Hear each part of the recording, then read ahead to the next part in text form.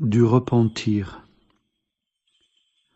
Gloire au Seigneur de ce qu'il nous a donné le repentir, et par le repentir nous serons tous sauvés, sans exception. Seuls ne seront pas sauvés ceux qui ne veulent pas se repentir. C'est en cela que je vois leur désespoir, et je pleure beaucoup par compassion pour eux. Ils n'ont pas connu par le Saint-Esprit combien est grande la miséricorde divine. Mais si toute âme connaissait le Seigneur, savait combien il nous aime, alors personne ne désespérerait et même ne murmurerait jamais.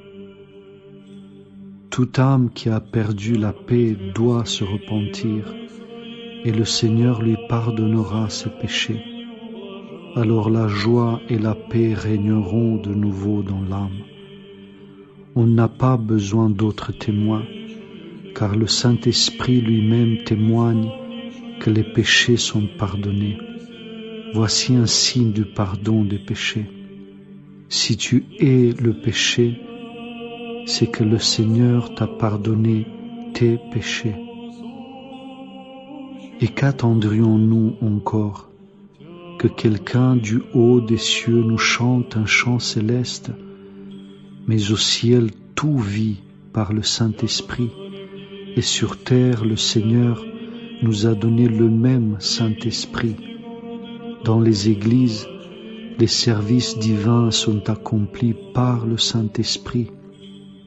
Dans les déserts, sur les montagnes, dans les cavernes et partout, les ascètes du Christ vivent par le Saint-Esprit.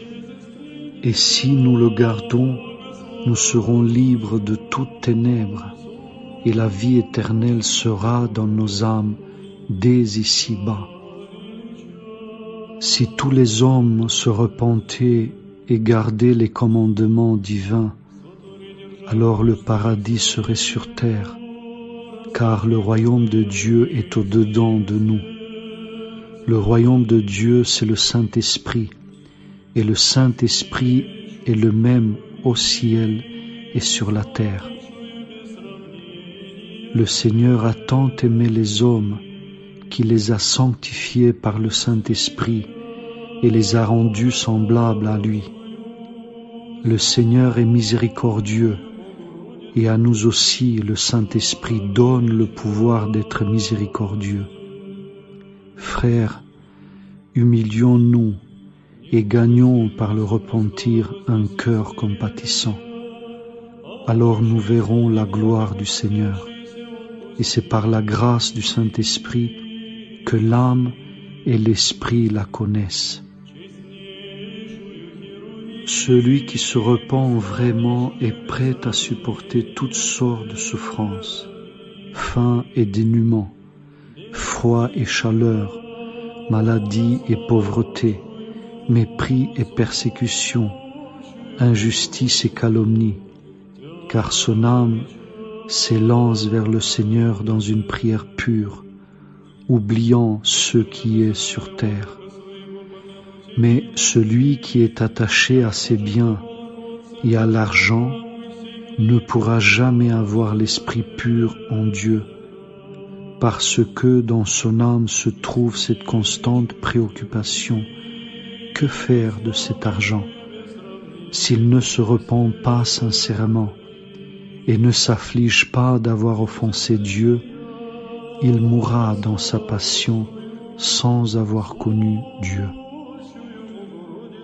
Lorsqu'on te prend ce que tu as, donne-le, car l'amour divin ne peut rien refuser. Mais celui qui n'a pas connu l'amour ne peut être miséricordieux, parce que la joie de l'Esprit Saint n'est pas dans son âme. Si par ses souffrances, le Seigneur nous a donné sur terre le Saint-Esprit de la part du Père, nous a donné son corps et son sang, il est évident qu'il nous donnera aussi tout le reste dont nous avons besoin. Abandonnons-nous à la volonté de Dieu. Nous verrons alors la providence divine, et le Seigneur nous donnera même ceux que nous n'attendons pas. Mais celui qui ne s'abandonne pas à la volonté de Dieu ne pourra jamais voir sa providence à notre égard. N'allons pas nous affliger de la perte de nos biens. L'affaire n'en vaut pas la peine. C'est mon propre père qui m'a appris cela. Quand un malheur arrivait à la maison, il restait calme. Un jour, notre maison brûla et les gens disaient « Ivan Petrovitch, cet incendie t'a ruiné. » Mais lui, il répondait « Avec l'aide de Dieu, je m'en remettrai. » Un jour que nous longions notre champ, je lui dis « Regarde, on nous a volé des gerbes de blé. » Et il me répondit « Et quoi, mon petit? Le Seigneur a fait pousser le blé pour nous. Nous en avons assez.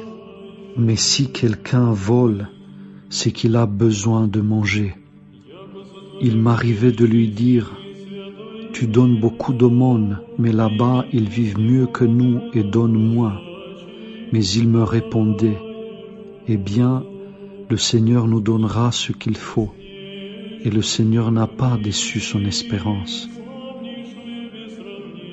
Si tu penses du mal d'autrui, c'est le signe qu'un esprit mauvais vit en toi et qu'il t'inspire ses mauvaises pensées contre les gens.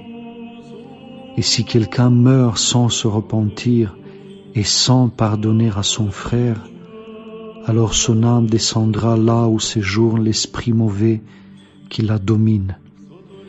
Nous avons cette loi. Si tu pardonnes, cela signifie que le Seigneur t'a pardonné. Mais si tu ne pardonnes pas à ton frère, cela signifie que ton péché demeure en toi. Le Seigneur veut que nous aimions notre prochain. Si tu penses que le Seigneur l'aime, cela veut dire que l'amour du Seigneur est avec toi. Si tu penses que le Seigneur aime beaucoup sa créature, si toi-même tu as de la compassion pour toute créature et aimes tes ennemis, et si en même temps tu t'estimes le pire des hommes, cela indique que la grande grâce du Saint-Esprit est avec toi. L'homme qui porte en lui le Saint-Esprit, même si ce n'est pas en plénitude, souffre pour tous les hommes jour et nuit. Son cœur est plein de compassion pour toute créature de Dieu, et surtout pour les hommes qui ne connaissent pas Dieu ou s'opposent à lui, et qui, pour cette raison, iront dans le feu des tourments. Il prie pour eux jour et nuit, plus que pour lui-même, afin que tous se repentent et connaissent le Seigneur. Le Christ a prié pour ceux qui le crucifiaient. Père, pardonne-leur car ils ne savent ce qu'ils font. Étienne, le premier diacre, priait pour ceux qui le lapidaient afin que le Seigneur ne leur compte pas ce péché. Et nous, si nous voulons garder la grâce, nous devons prier pour les ennemis. Si tu n'as pas de compassion pour le pécheur qui sera tourmenté dans le feu, c'est le signe